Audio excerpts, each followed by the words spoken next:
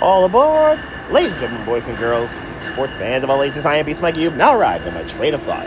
This video is going to be a little different because I'm going to look back at my day job a little bit. I'm a producer at SiriusXM, as some of you may know, and I've had the opportunity to do a lot of events over the last 5 years. As a matter of fact, the 5th year anniversary of me being hired by Sirius was yesterday.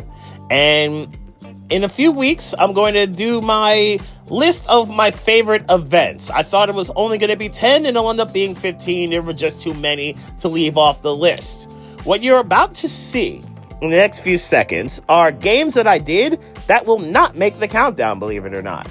For example, Game 4, Canadiens, Tampa Bay Lightning, Stanley Cup Final. I did the NBC broadcast for this game, and it could have been for the second straight year that the Lightning would clinch as I produced the game for a non-Lightning feed. That was not the case. Montreal won in overtime. It was a quick OT too, but it was a very entertaining matchup. The Canadiens, who were overmatched in this series by the Lightning, did get one Stanley Cup Final win in it. It was an incredible run by Montreal too. No one saw it coming, and the fact that they were able to humiliate the Maple Leafs and destroy the Winnipeg Jets and beat the Golden Knights en route to the final should be commended. Good to see Carey Price actually get a shot at the Stanley Cup Final. That was rather cool. Another game I was able to do was basically the Packers breaking the Cowboys. This was the start of last year, 2024, the wild card round. The first ever 7 seed to beat a 2 seed. I ended up doing this game for the Spanish broadcast. The Cowboys play like la basura, or trash if you will, in either language and many other languages, and I think the Cowboys have been broken ever since. The Packers took care of business in this game, and it was over from kind of sort of word go, but definitely from the Darnell Savage pick 6 that he took to the crib. It was absolutely insane. Penn State, West Virginia. I did the ESPN feed for this game. And one of my friends, shout out to my boy Ethan, we do PSU Gurus episodes together. Look out for them on Apple Podcasts. And he went to this game. I produced this game for ESPN, and some people thought that West Virginia would beat Penn State and avenge what happened in 2023, where Penn State rolled them pretty much from the rip. They did not avenge that game. Penn State dominated. It was fun to see that. Also got the 2-hour rain delay, which was wild, lightning delay in the area of Morgantown. It was crazy, but ESPN kept things rolling during that game. It was good to hear all that. Penn State commenced to stomping West Virginia before the delay and made it worse after it.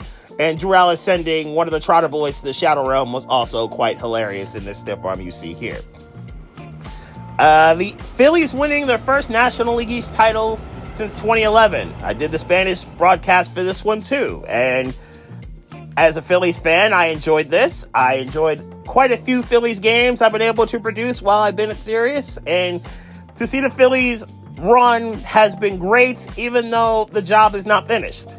We still got to win some games in October, and we still have to bring that trophy back to South Philadelphia. There will be another trophy that a Philly team will be fighting for this Sunday, as we all know. But will the Eagles get there? We'll see. But this Phillies team has been really good. The Phillies era has been very impressive thus far the last 3 years, but the job's not finished. And ideally, I'm doing some Phillies games in the playoffs this coming October, and maybe we'll bring that trophy back to Broad Street. We need to see that. Let's go get them, boys. And the last game I'm going to highlight here is Klay Thompson's return to Golden State, or the Bay Area. Warriors, Mavs, I did that game earlier in the season. I did the Dallas feed for it.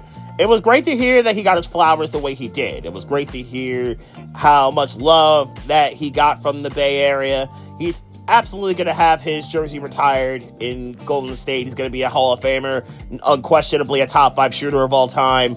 And I think this was a really fun game in the regular season to really kind of get the NBA season rolling. Will Dallas still be a contender after trading away a top 3 player in Luka Doncic? Most people would say no. I'm one of these people. But stranger things have happened, and Dallas is a very well-rounded team now. They've got a lot of size. The guard play is going to be interesting other than Kyrie Irving, but they do have a lot of size and a lot of defense aside from Irving. And I think Anthony Davis, if healthy, will provide some of that defense. Now, these are just a few games that I've done. I've done a lot of them, and I'm going to highlight my favorite 15 in the next few weeks, so look out for that. And in the next few minutes, I'm going to get back to what I do, and that will include the Ohio State Buckeyes basketball feed in the next few minutes. I will be producing that against Maryland at the top of the hour. So look out for that. If you cannot watch the game, no problem. I got you for the Buckeyes feed. And ironically, Maryland's feed on Sunday for their next game. So look out for that as well. So look out in the next few weeks, probably around the end of February, for my top 15 games I did at SiriusXM. There will be a lot of entertaining and emotional moments. Did I do any of your favorite games? You'll have to listen out for that. In the meantime, between time, the post-NFL season power rankings will be coming out next week, and that will be the next stop of my next train of thought.